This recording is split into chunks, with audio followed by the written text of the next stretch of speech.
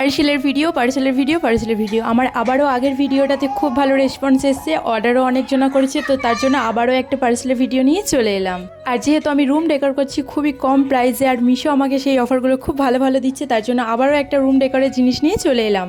আশা করছি এটাও আপনাদের খুবই ভালো লাগবে দেখতে। আমি ফাইনাল লুক অবশ্যই দেখাবো লাস্টে, আপনারা পুরো ভিডিওটা দেখতে থাকবেন। আর এই জিনিসটা এতটা সুন্দর আসবে আমি কোনোদিন ভাবিনি এত কম প্রাইসের মধ্যে।